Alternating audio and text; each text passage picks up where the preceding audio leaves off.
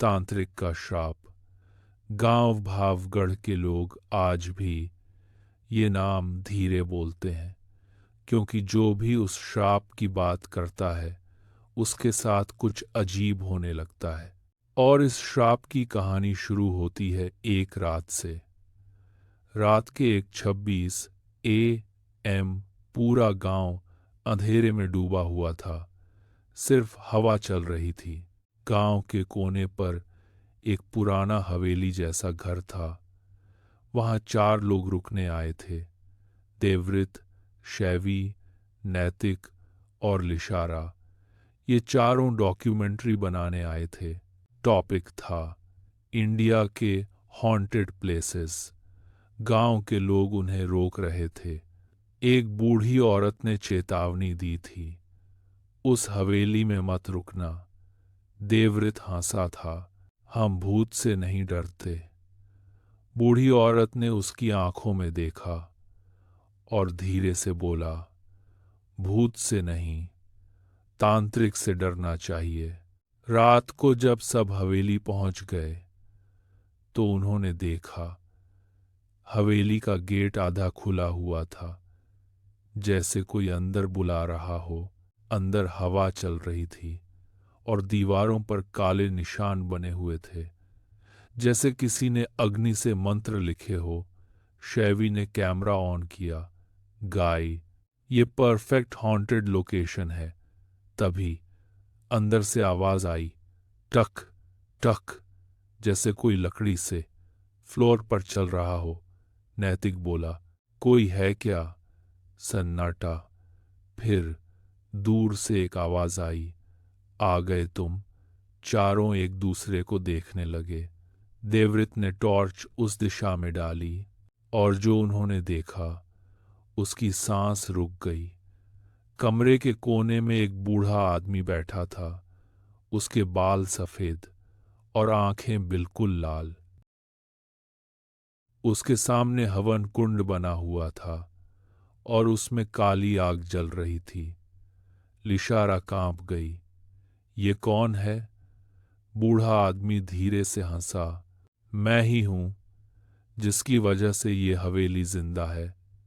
देवव्रत ने पूछा, कौन हो तुम? बूढ़ा आदमी खड़ा हुआ। उसका चेहरा अजीब था, जैसे स्किन सूख कर चिपक गई हो। मैं हूं तांत्रिक रुद्वय। शैवी हंसी रोक कर बोला, ये कोई एक्टिंग कर रहा है क्या? तभी रुद्वय ने अपनी उंगली से हवा में एक मंत्र का सर्कल बनाया और अचानक रूम की सारी लाइट्स बंद हो गई। धप, अंधेरा, बिल्कुल अंधेरा। फिर एक आवाज कान के बिल्कुल पास, अब हंसो। शैवी का चेहरा सफेद पड़ गया। लाइट्स वापस आईं और सबने देखा रुद्वय गायब हो चुका था। हवन कुंड भी नहीं था, जैसे वो कभी था ही नहीं। नैतिक घबरा गया। गाय, ये प्रैंक नहीं है। देवव्रत बोला, शांत हो जाओ, शायद कोई ट्रिक होगी। तभी कैमरा का स्क्रीन खुद ही ऑन हो गया और स्क्रीन पर कुछ दिखने लगा। एक वीडियो जिसमें वो चारों खड़े थे, लेकिन वीडियो में उनके पीछे एक और इंसान खड़ा था। काला कपड़ा, लंबे बाल और आंखें लाल।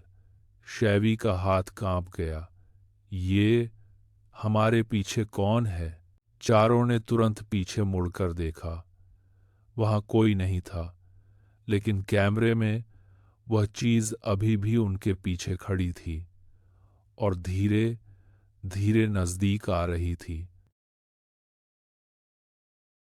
तभी हवेली के ऊपर से आवाज आई, धम धम धम, जैसे कोई बहुत भारी चीज चल रही हो।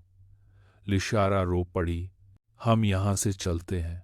देवव्रत ने गेट की तरफ भागा, लेकिन गेट बंद हो चुका था और उस पर काला तिलक बना हुआ था। नैतिक ने जोर से धक्का दिया।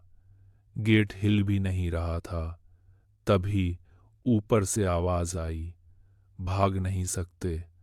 सबने ऊपर देखा। सीढ़ियों पर रुडवे खड़ा था।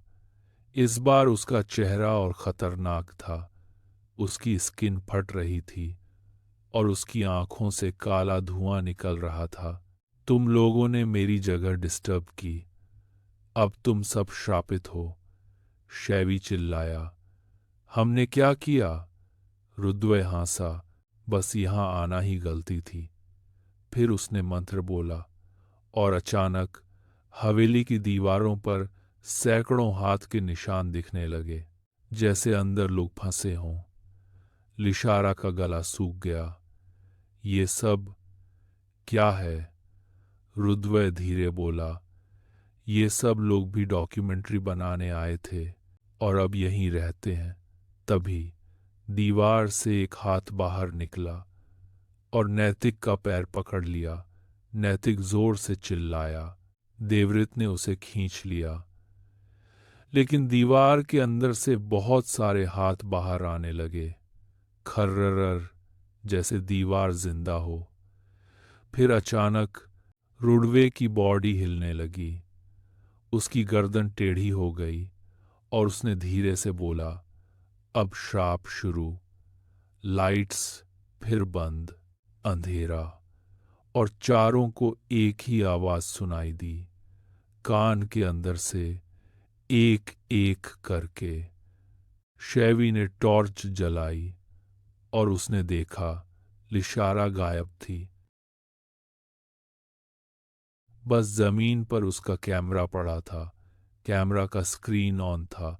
उसमें रिकॉर्डिंग चल रही थी और वीडियो में लिशारा छत पर चिपकी हुई दिख रही थी। उसका चेहरा उल्टा और आंखें सफेद। फिर वीडियो में रुडवे उसके पास आया और उसके कान में कुछ बोला। अगले सेकंड लिशारा की बॉडी फट गई। शैवी चिल्लाया, नो। अब सिर्फ 3 लोग बचे थे। देवव्रत समझ गया, इस श्राप को तोड़ना पड़ेगा। तभी पीछे से आवाज आई, तोड़ के दिखाओ। रुद्वय बिल्कुल उनके पीछे खड़ा था। इस बार उसकी बॉडी आधी जल चुकी थी, जैसे वो जिंदा लाश हो। उसने हाथ उठाया और नैतिक हवा में उठ गया। नैतिक चीखने लगा, बचाओ। फिर कड़क, उसकी बॉडी 2 टुकड़ों में टूट गई। शैवी शॉक में गिर गया। देवव्रत अकेला रह गया। रुडवे धीरे धीरे उसकी तरफ आया। अब तुम। देवव्रत ने आंखें बंद की और जोर से बोला, रुडवे। रुडवे रुक गया। देवव्रत चिल्लाया, तू मर चुका है। हवेली हिलने लगी, दीवार फटने लगी। रुडवे गुस्से में चिल्लाया, चुप। देवव्रत ने फिर बोला, तू सिर्फ श्राप है और श्राप खत्म होता है। फिर अचानक हवन कुंड खुद ही जल गया। आग बहुत तेज हो गई और रुद्वय की बॉडी जलने लगी। वो जोर जोर से चिल्लाने लगा और कुछ सेकंड्स में सब चुप हो गया।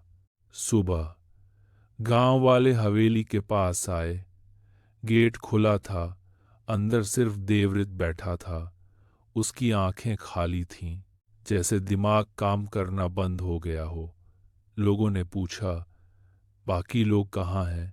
देवव्रत धीरे बोला, वो सब दीवार में है। गांव वाले समझ नहीं पाए, लेकिन जब उन्होंने दीवार देखी तो वहां नए हाथ के निशान बने हुए थे। 4 नए निशान, और उनमें से एक हिल रहा था, जैसे कोई अंदर से बाहर आने की कोशिश कर रहा हो। और हवेली के अंदर से धीरे से आवाज आई, टक टक। श्राप अभी खत्म नहीं हुआ।